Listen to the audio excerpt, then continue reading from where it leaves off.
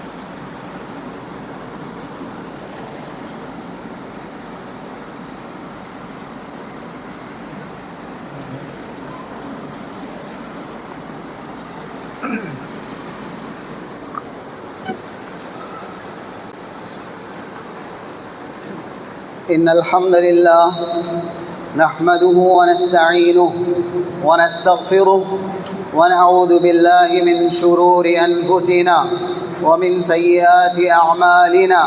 من يهده الله فلا مضل له ومن يضلل فلا هادي له، وأشهد أن لا إله إلا الله وحده لا شريك له، وأشهد أن محمدًا عبده ورسوله.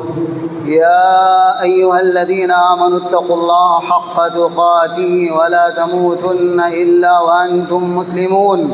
يا أيها الناس اتقوا ربكم الذي خلقكم من نفس واحدة وخلق منها زوجها وبث منهما رجالا كثيرا ونساء، واتقوا الله الذي تساءلون به والأرحام إن الله كان عليكم رقيبا يا أيها الذين آمنوا اتقوا الله وقولوا قولا سديدا يصلح لكم أعمالكم ويغفر لكم ذنوبكم ومن يطع الله ورسوله فقد فاز فوزا عظيما أما بعد فإن أصدق الحديث كتاب الله وخير الهدي هدي محمد صلى الله عليه وسلم وشر الأمور محدثاتها وكل محدثة بدعة وكل بدعة ضلالة وكل ضلالة في النار فأعوذ بالله السميع العليم من الشيطان الرجيم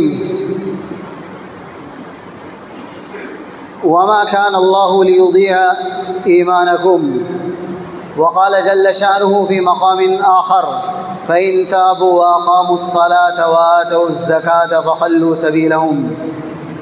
تمام قسم کی تعریف، بزرگی، بڑائی، کبریائی، حمد و ثنا اللہ رب العالمین ہی کے لیے لائق و سزاوار ہے. صلاۃ و سلام نازل ہو اللہ کے تمام انبیاء اور رسولوں پر، خصوصاً ہمارے اور آپ کے آخری نبی جناب محمد الرسول اللہ صلی اللہ علیہ وسلم کے ذات گرامی پر، آپ کے صحابہ پر اور آپ کے نقش قدم پر چلنے والے تمام مسلمانوں پر. حاضرین، بزرگوں، دوستوں، نوجوانوں اور بچوں، میری پیاری مائیں، بہنیں اور ملت اسلامیہ کے خواتین، آج کے اس خطبے کے اندر میں آپ لوگوں کے سامنے جس موضوع کے تحت کچھ کہنے کے لیے کھڑا ہوا ہوں وہ ہے اللہ رب العالمین پر ایمان رکھنا. اللہ پر ایمان لانا یہ ہر انسان اور جنات پر واجب ہے. اللہ رب العالمین کے بارے میں یہ عقیدہ رکھنا دل میں کہ اللہ رب العالمین ہی تنہا کائنات کا پیدا کرنے والا ہے، وہی عبادت کا اکیلا مستحق ہے، اس کے عبادت میں کوئی شریک نہیں ہے. یہ ایمان رکھنا کہ اللہ رب العالمین کے بے شمار اوصاف، اسما ہیں، خوبیاں ہیں، افعال ہیں جو اللہ رب العالمین نے اپنی ذات کے تعارف میں بیان کیا ہے. قرآن اور سنت نبویہ میں اللہ رب العالمین کے بے شمار افعال، صفات اور اخلاق کا ذکر کیا گیا ہے. اس پر ایمان لانا یہ ایمان کہلاتا ہے. صحیح مسلم کی اس حدیث سے میں اپنے خطبے کا آغاز کرتا ہوں، جس میں اللہ کے رسول صلی اللہ علیہ وسلم سے ایک صحابی حضرت سفیان بن عبداللہ الثقفی رضی اللہ عنہ سوال کرتے ہیں، یا رسول اللہ، میں آپ سے قل لی فی الاسلام قولا لا اسأل احدا بعدک، اے اللہ کے رسول صلی اللہ علیہ وسلم، میں آپ سے ایک بات پوچھنا چاہتا ہوں، ایک ایسی ٹھوس دین اسلام کی ایک ایسی مضبوط ستون کے بارے میں اور ایک اہم پلر کے بارے میں سوال کرنا چاہتا ہوں کہ اگر میں اس کو جان لوں اور اس پر عمل پیرا ہو جاؤں، لا اسأل عنہ احدا بعدک، آپ کے بعد مجھے ضرورت نہ پڑے کہ اس کے بعد میں کسی سے سوال کروں. تو آپ صلی اللہ علیہ وسلم نے فرمایا، قل آمنت باللہ ثم استقم، تم یہ اقرار کرو کہ میں اللہ پر ایمان لایا اور پھر اس نہج پر، اس راستے پر، اس منہج پر قائم ہو جاؤ، جم جاؤ پوری زندگی موت تک اللہ پر ایمان رکھتے ہوئے، اللہ کی شریعت پر، اللہ کے ضابطے، قوانین اور احکام پر عمل کرتے ہوئے اور دل میں ٹھوس ارادہ رکھتے ہوئے اگر عمل میں کوتاہی ہے کہ میں اللہ کے دین کو اپنے نفس پر، اپنے اہل و عیال پر نافذ کروں گا. تو یہ اللہ کے رسول صلی اللہ علیہ وسلم نے انہیں جواب دیا. ایمان یہ اہل سنہ والجماعہ اور بدعتی فرقوں کے درمیان بہت سارے امور میں اختلاف بہت سارے امور میں دونوں کے یہاں تضاد پایا جاتا ہے. اور آپ کو یہ جان لینا چاہیے کہ جب بھی کبھی آپ کو منہج کی بات کہی جاتی ہے اور آپ کو مسلک کی بات کہی جاتی ہے اور طریقے کی بات کہی جاتی ہے تو انسان کو اس سے غصہ نہیں ہونا چاہیے اور اس کو دعوت و تبلیغ میں رکاوٹ نہیں سمجھنا چاہیے، کیونکہ منہج اور مسلک اور راستہ چونکہ بدعتیوں نے نبی اکرم صلی اللہ علیہ وسلم کے زمانے کے گزر جانے کے بعد صحابہ کے زمانے کے اندر بدعتوں نے اپنے پیروں کو پھیلایا اور اسلام کے نام پر بے شمار جماعتیں، گروہیں، فرقے بنتی چلی گئی اور ہر ایک نے دھیرے دھیرے اسلام کا راستہ چھوڑنا شروع کر دیا۔ ایمان کے اندر بھی ان لوگوں نے تحریف کی، ایمان کی تعریف میں، ایمان کے معنی میں ڈاکہ ڈالا ہے۔ اہل سنہ والجماعہ کا ایمان کی تعریف میں سب سے پہلے صحیح صحابہ، تابعین، ائمہ اربعہ، امام ابو حنیفہ، امام شافعی، امام مالک، امام احمد بن حنبل، امام بخاری، امام مسلم، ان کا مسلک پہلے آپ جان لیجئے کہ کیا مسلک ہے۔ وہ جس دعوت کی طرف، جن منہج کی طرف ہم مسلمانوں کو دعوت دیتے ہیں وہ صحابہ کرام کا طریقہ ہے، صحابہ کرام پر چلنے والے، صحابہ کرام کے راستے پر چلنے والے تابعین، ائمہ اعظام کا یہ منہج ہے کہ ایمان کہا جاتا ہے قول باللسان واعتقاد بالقلب وعمل بالجوارح۔ ایمان صرف اس کا نام نہیں ہے، دل سے جان لینا۔ کچھ لوگوں نے، اور میں صراحت کے ساتھ کہوں، صوفیوں نے تعریف کی ایمان دل سے تعارف کا نام ہے، دل سے جان لینا۔ آپ اگر دل سے اللہ کو جان رہے ہو، ایک ہے، اللہ کو آپ مان لے رہے ہو، تصدیق کر لے رہے ہو دل میں اور اس کا اقرار نہیں کر رہے ہو دل سے، یعنی یہ ہر ایک انسان اس کو مانتا ہے۔ آج ہمارے ملک کے اندر آپ اگر کسی غیر مسلم کے پاس جائیں گے وہ کہے گا ہاں میں دل سے جانتا ہوں اللہ ایک ہے، اللہ صحیح ہے، تو کیا وہ مومن ہو جائے گا؟ مومن ہو جائے گا؟ بالکل مومن نہیں ہو سکتا۔ ایمان کے اندر دل کے اعتقاد کا نام ہے، دل میں عقیدہ رکھنا، دل سے صحیح جاننا۔ کچھ لوگوں نے زبان سے بولا کہ میں اب مسلمان ہو گئے، لیکن اللہ تعالیٰ نے ان کے بارے میں کہا وَمِنَ النَّاسِ مَن يَقُولُ آمَنَّا بِاللَّهِ وَبِالْيَوْمِ الْآخِرِ وَمَا هُمْ بِمُؤْمِنِينَ۔ کہا کچھ لوگ زبان سے کہتے ہیں اللہ پر اور قیامت کے دن حساب و کتاب پر ہم ایمان رکھتے ہیں، لیکن اللہ نے کہا وَمَا هُمْ بِمُؤْمِنِينَ، وہ مومن نہیں ہیں۔ کیا مطلب ہے؟ دل سے ان کو ایمان نہیں، دل سے یقین نہیں۔ منافقین کا ذکر ہے، اور اللہ تعالیٰ نے دوسری آیت میں کہا یا ایھا الرسول لا يحزنك الذين يسارعون في الكفر من الذين قالوا آمنا بأفواههم ولم تؤمن قلوبهم۔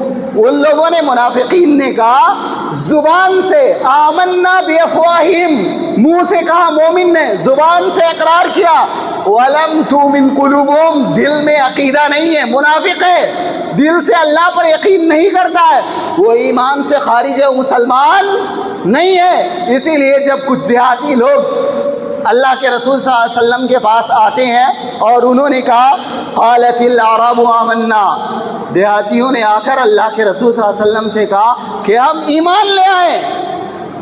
دیہاتی بدو عرب کے آئے اور انہوں نے کہا ہم ایمان لے آئے۔ اللہ کے نبی صلی اللہ علیہ وسلم نے کہا لا، تم یہ نہ کہو کہ ہم ایمان لے آئے، بلکہ کہو اسلمنا، ہم اسلام لائے ہیں۔ کیوں ایسا کہا؟ کیونکہ وَلَمَّا يَدْخُلِ الْإِيمَانُ فِي قُلُوبِكُمْ، کیونکہ ابھی تمہارے دلوں کے اندر ایمان داخل نہیں ہوا ہے۔ آپ زبان سے اللہ کا اقرار کر رہے ہو، زبان سے اللہ کو مان رہے ہو، بہت سارے مسلمان ایسے نکل جائیں گے جو آج دل سے اسلام کی باتوں پر، بہت ساری باتوں، تمام باتوں پر نہیں تو صحیح، کچھ باتوں پر ایسے ضرور نکل جائیں گے جو ایمان نہیں رکھتے ہیں کہ صحیح ہے یہ۔ اگر دل زبان سے کہہ رہے ہیں مسلمان ہیں اور قرآن کی ایک ایک بات پر اور پیارے رسول صلی اللہ علیہ وسلم کی ایک ایک حدیث پر اگر ایمان نہیں رکھتے تو وہ مسلمان نہیں ہو سکتے۔ تو ایمان کی تعریف کے اندر ایمان جہاں زبان سے کہنے کا نام ہے وہاں دل میں عقیدہ رکھنا، اور تیسری چیز عمل بالجوارح، عمل سے ثابت کرنا۔ کہ ہم مسلمان ہیں، عمل کیا ہے؟ عمل کیا ہے جو ایمان لانے کے بعد آپ کے اوپر واجب کیا ہے؟ اللہ امام بخاری نے اپنی بخاری کے اندر ایک باب قائم کیا اور باب میں انہیں اللہ تعالیٰ کے کلام سے ایک آیت کو نقل کیا ہے اور کہتے ہیں فَإِن تَابُوا وَأَقَامُوا الصَّلَاةَ وَآتَوُا الزَّكَاةَ، اگر یہ لوگ توبہ کر لیں، کس بات سے توبہ کر لیں؟ کفر سے، شرک سے توبہ کر لیں، وَأَقَامُوا الصَّلَاةَ اور نماز قائم کرے، وَآتُوا الزَّكَاةَ اور زکوٰۃ ادا کرے، فَخَلُّوا سَبِيلَهُمْ، تو یہ مسلمان ہیں، ان کو تم تکلیف نہ پہنچاؤ، ان سے تم جہاد مت کرو۔ امام بخاری نے اس آیت کو عنوان میں لگانے کے بعد حضرت عبداللہ ابن عمر رضی اللہ عنہ کی حدیث پیش کی ہے۔ اللہ کے نبی صلی اللہ علیہ وسلم نے فرمایا امرت ان اقاتل الناس حتی یشہدوا ان لا الہ الا اللہ، اللہ تعالیٰ نے مجھے حکم دیا ہے کہ میں لوگوں کے ساتھ جہاد کروں، لوگوں کے ساتھ لڑائی کروں، حتی یشہدوا، حتی یقولوا، یہاں تک کہ تمام لوگ اس بات کی گواہی دے دے، یہ کہیں اللہ کے علاوہ کوئی بھی سچا معبود نہیں ہے، وَأَنَّ مُحَمَّدَ رَسُولُ اللَّهِ، اور اللہ کے محمد صلی اللہ علیہ وسلم اللہ کے رسول ہیں، وَيُقِيمُ الصَّلَاةَ اور نماز قائم کریں، وَيُؤْتُوا الزَّكَاةَ اور زکوٰۃ ادا کریں، فَإِذَا فَعَلُوا ذَلِكَ جب وہ لوگ ایسا کر لیں تو سمجھ لینا فَقَدْ عَصَمُوا مِنِّي دِمَاءَهُمْ، ان لوگوں نے مجھ سے اپنے خون کو، اپنی جانوں کو، اپنی مالوں کو محفوظ کر لیا ہے، الا بحق الاسلام، سوائے اسلام کے حق کے، اور ان کا حساب و کتاب اللہ کے ہاں ہوگا۔ میرے بھائی اور دوستو، اس حدیث میں کیسے پتہ چل رہا ہے کہ ایمان عمل کے اندر داخل ہے؟ آپ غور کیجئے گا اس نقطے پر۔ اللہ کے نبی صلی اللہ علیہ وسلم کو اللہ نے بھیجا حتی یشہدوا ان لا الہ الا اللہ، لا الہ الا اللہ کی گواہی دو اور محمد صلی اللہ علیہ وسلم کی رسالت پر ایمان لاؤ، وَيُقِيمُ الصَّلَاةَ نماز قائم کرو اور زکوٰۃ ادا کرو۔ نماز قائم کرنا اور زکوٰۃ ادا کرنا یہ عمل ہے، انسان کا عمل ہے، اور یہ عمل ایمان کے اندر داخل ہے۔ اور اگر دلیل اس سے بھی واضح چاہتے ہیں تو امام بخاری نے خود اس کے بعد ایک اور باب قائم کیا ہے، کہا باب من قال ان الایمان هو العمل، امام بخاری نے یہ باب قائم کیا ہے، کہا اس شخص کا بیان جن کا یہ عقیدہ ہے کہ ایمان عمل کو کہا جاتا ہے۔ اور امام بخاری رحمۃ اللہ علیہ نے حضرت ابو ہریرہ رضی اللہ عنہ کی حدیث یہاں پر بیان کی ہے، وہ کہتے ہیں اللہ کے رسول صلی اللہ علیہ وسلم سے سوال کیا گیا کہ کون سا عمل سب سے بہتر ہے، ای العمل افضل، کون سا عمل سب سے بہتر ہے؟ تو اللہ کے رسول صلی اللہ علیہ وسلم نے فرمایا ایمان باللہ، اللہ پر ایمان لانا۔ اس کے بعد صحابی نے پوچھا ثم ایون ثم ماذا، اس کے بعد کون سا عمل؟ تو آپ صلی اللہ علیہ وسلم نے فرمایا جہاد فی سبیل اللہ، اللہ کے راستے میں جہاد کرنا۔ اس کے بعد سائل نے سوال کیا اللہ کے رسول اس کے بعد کون سا عمل؟ تو آپ صلی اللہ علیہ وسلم نے فرمایا حج مبرور، حج کرنا جو اللہ کے یہاں مقبول ہو جائے، حج مبرور۔ آپ صلی اللہ علیہ وسلم نے افضل عمل کس کو قرار دیا ہے؟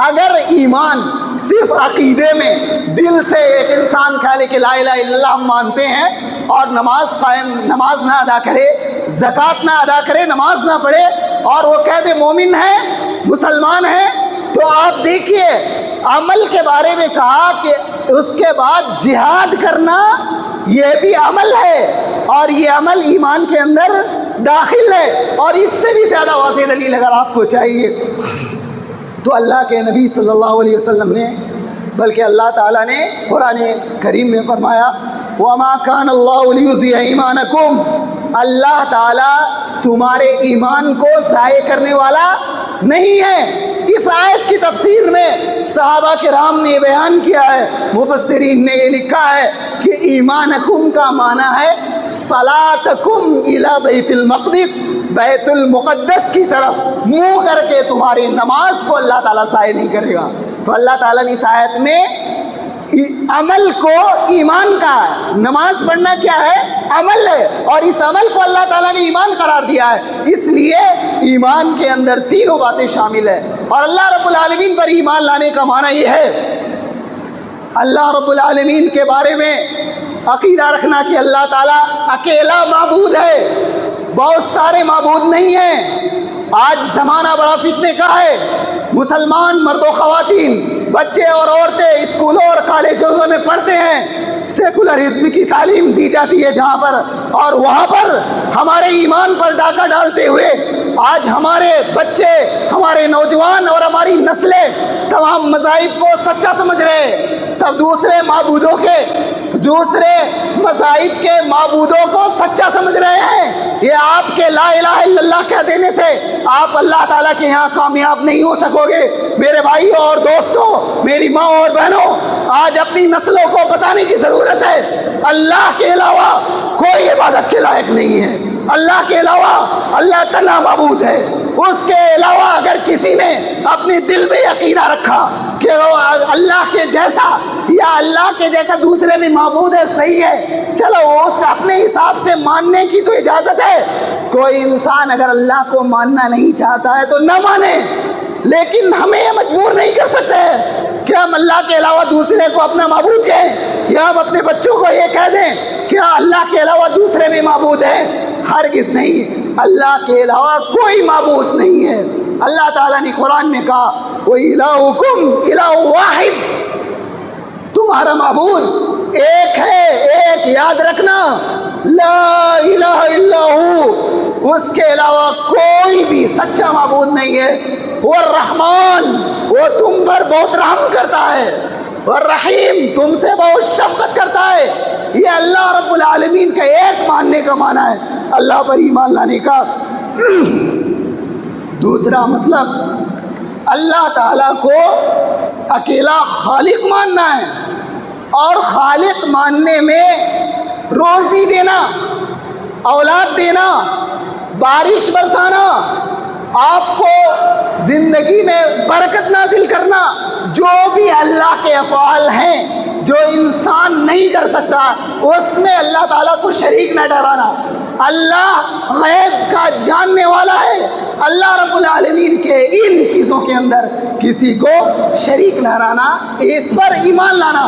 اور ایک ضروری چیز، آج جو مسلمانوں کا معاشرہ ہے، ہمارے معاشرے کی، مسلم معاشرے کی آج اکثریت اللہ رب العالمین کو نہیں جانتی ہے، اللہ کو نہیں پہچانتی ہے۔ ہمارے جو مسلمان اسلام کے طرف منسوب ہونے والے مدارس ہے، مساجد ہے، اور بعض نام نہاد لمبے جبے، لمبے ٹوپیوں والے اللہ رب العالمین کو صفات سے عاری کر دیا ہے۔ اللہ نے قرآن میں اپنے لیے کہا چہرہ ہے، اور ان ظالموں نے کہا کہ اللہ کا چہرہ نہیں ہے۔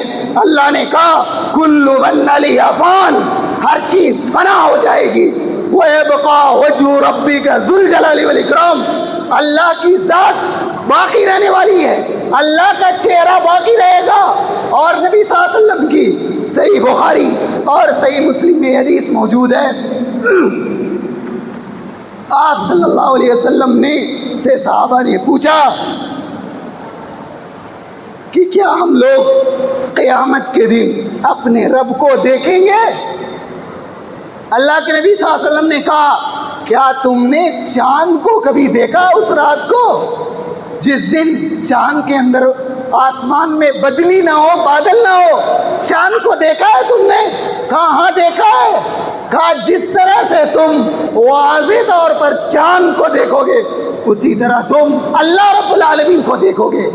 اگر انسانوں نے، مسلمانوں نے ظلم کرتے ہوئے اللہ رب العالمین کو چہرے سے عاری کر دیا، کہا چہرے سے مراد عظمت ہے۔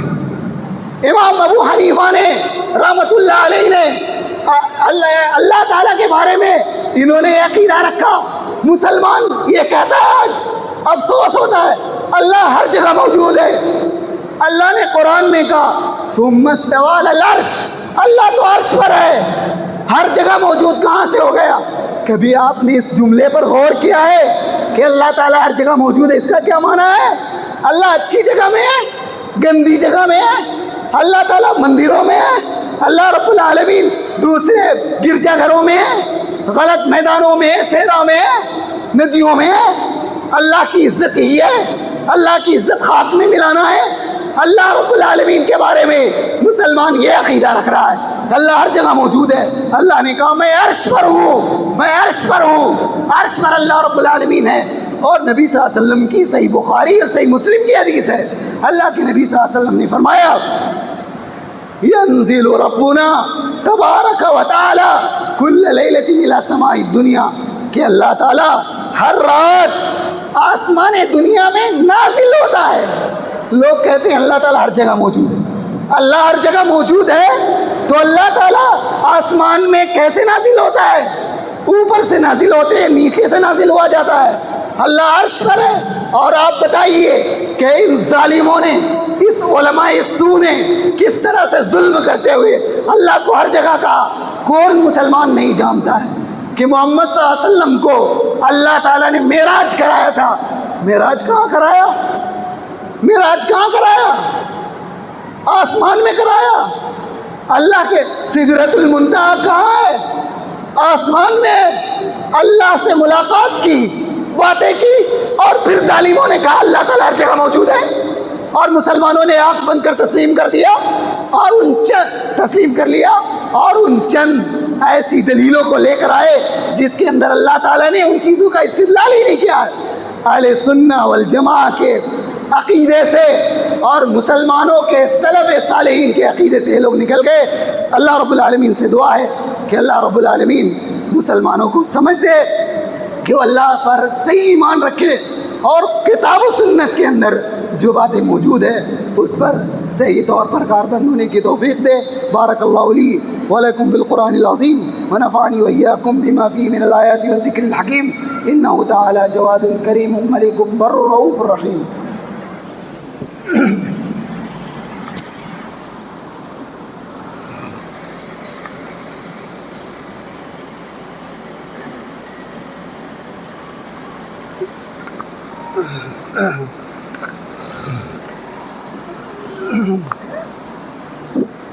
ان الحمد للہ نحمده ونستعینه ونستغفره ونعوذ باللہ من شرور انفسنا ومن سیئات اعمالنا، من يهده الله فلا مضل له ومن يضلل فلا هادي له، واشهد ان لا اله الا الله وحده لا شريك له، واشهد ان محمدا عبده ورسوله، اما بعد، ان الله وملائكته يصلون على النبي يا ايها الذين امنوا صلوا عليه وسلموا تسليما۔ حاضرین جمعہ، اللہ رب العالمین کے بے شمار اوصاف ہیں۔ جیسے اللہ تعالیٰ ہنستا ہے، اس کی ایک دو حدیث سنیے آپ۔ اللہ کے نبی صلی اللہ علیہ وسلم نے، صحیح بخاری کی حدیث ہے، آپ صلی اللہ علیہ وسلم نے فرمایا یضحک اللہ الی رجلین، اللہ تعالیٰ ان دو آدمیوں کو دیکھ کر ہنستا ہے، دونوں آپس میں جنگ کرتے ہیں۔ ایک انسان دوسرے انسان کو قتل کرنے کے در پہ ہوتا ہے اور وہ اس کو قتل کر دیتا ہے۔ جو مقتول تھا وہ مسلمان تھا، قتل ہونے کے بعد وہ جنت میں چلا جاتا ہے، اور دوسرا جس کافر نے اس مسلمان کو قتل کیا ہوتا ہے وہ کافر بھی مسلمان ہو جاتا ہے، اور پھر وہ اللہ کے راستے میں جہاد کرتے ہوئے شہید ہو جاتا ہے۔ ایسے انسان کو دیکھ کر اللہ تعالیٰ ہنستا ہے۔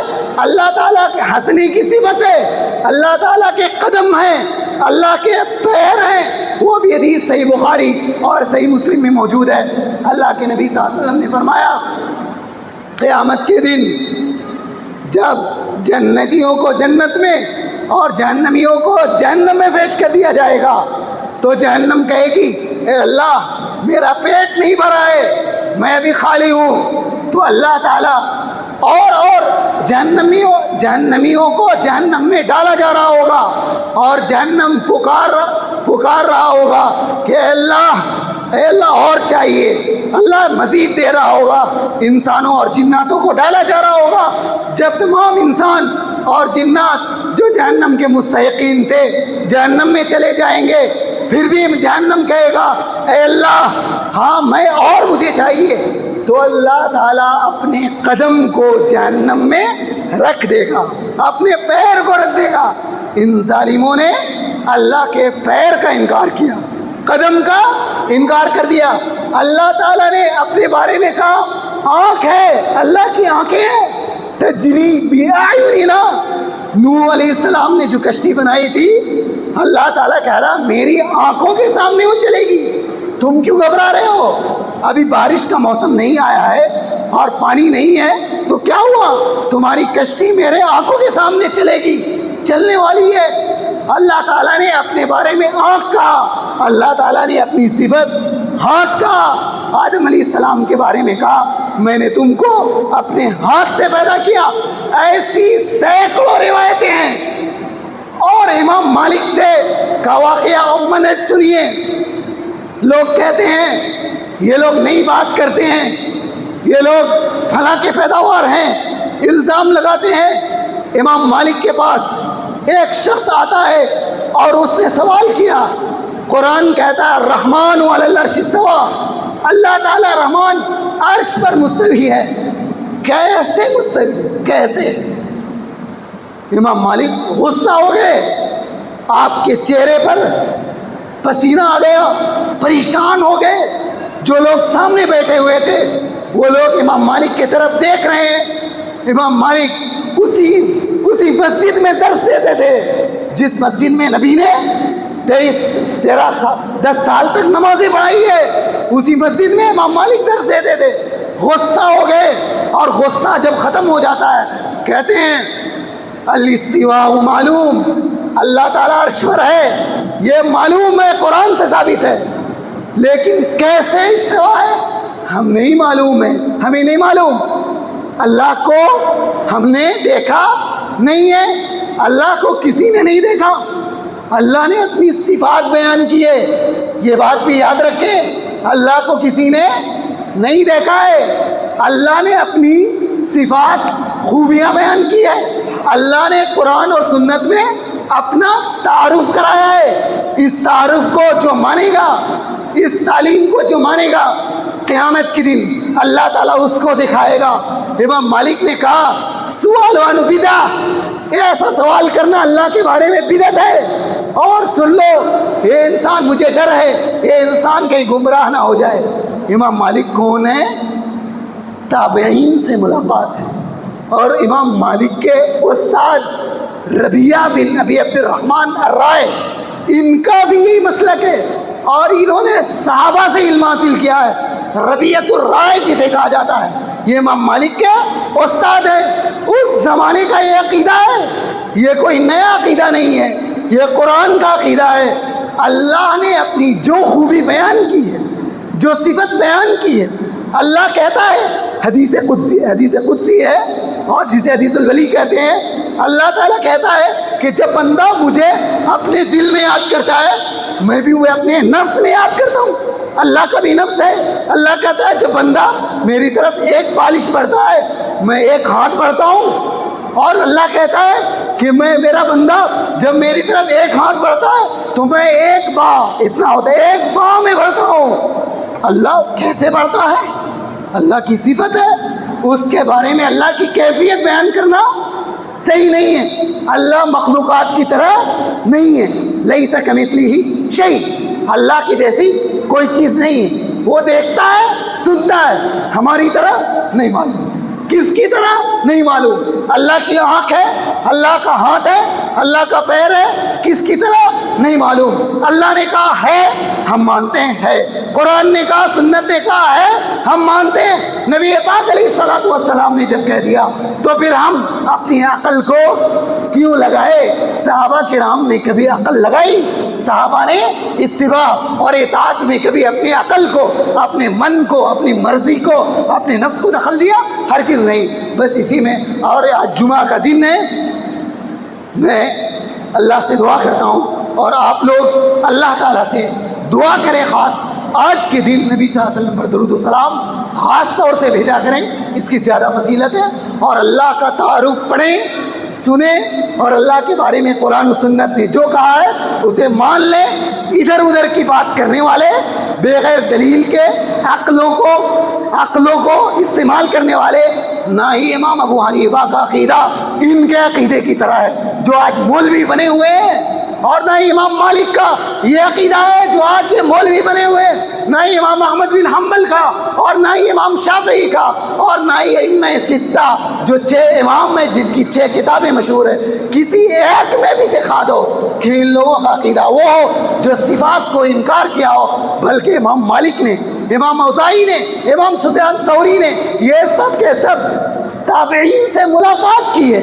بعض ان لوگوں کا قول ہے امیر روحا, جب اللہ کی صفت کی بات آئے تو تم ایسے ہی مان لو جیسے آئی ہے, بلا کیفیت نہیں بیان کرو. وآخر دعوانا الحمد للہ رب العالمین وصلی اللہ علی نبینا محمد وعلی آلہ وصحبہ اجمعین. ان اللہ یأمر بالعدل والإحسان وإیتاء ذی القربى وينهى عن الفحشاء والمنكر والبغي يعظكم لعلكم تذكرون. اذكروا الله يذكركم وادعوه يستجب لكم ولذكر الله أكبر والله يعلم ما تصنعون.